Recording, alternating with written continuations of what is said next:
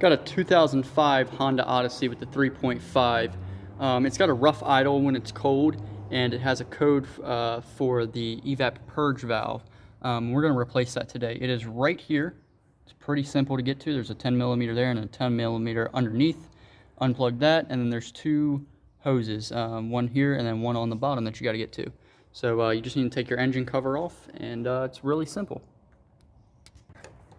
So here is the new one. I got this on, I think I got it from Amazon. There's the part number. I think it was around $35, $40. And this is what it should look like when you get it. So we're gonna go ahead and throw that on there. All right, so the first thing I'm gonna do is just go ahead and get these hoses off here. I just got some needle nose pliers.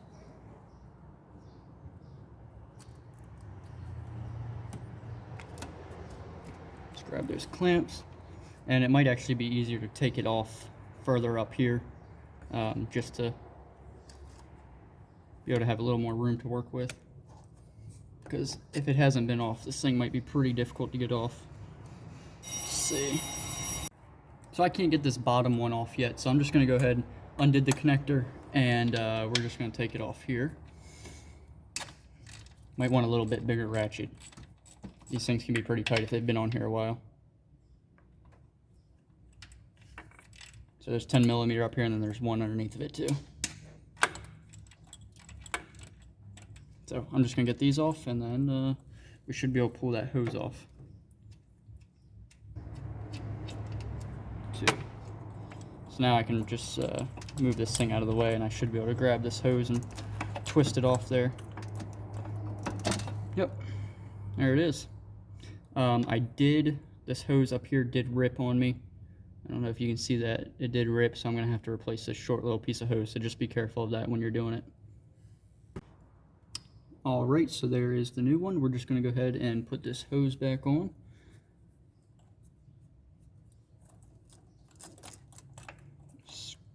Scoot it on down there. And we'll take our pliers and get that clamp back up. It's much easier to do when it's not bolted down.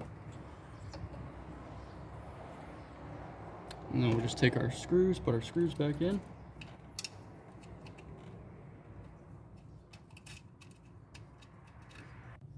Alright, we got it bolted in, plugged in, the hose hooked up on the bottom, and the hose hooked up on the top here. I did have to get a new piece of hose that went right there to the intake because it did rip on me. So I had to get a piece of 5/16, just a short little piece, 2-inch piece, and then some hose clamps because the old hose clamps wouldn't fit on there. So let's just put this on, and then all we'll have to do is tighten it up, and it's good to go.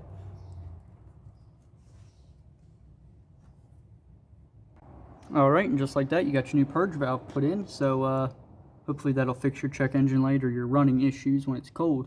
The only thing you need to watch out for is these hoses. If they're on there and you try to take them off, they can split like it did for me. So just make sure you have some 5/16 fuel line handy, and maybe some hose clamps too if you can't get the old ones to fit on there. But other than that, you can just put your cover back on, clear the codes, or disconnect the battery to clear the codes, and you should be good. Thanks for watching.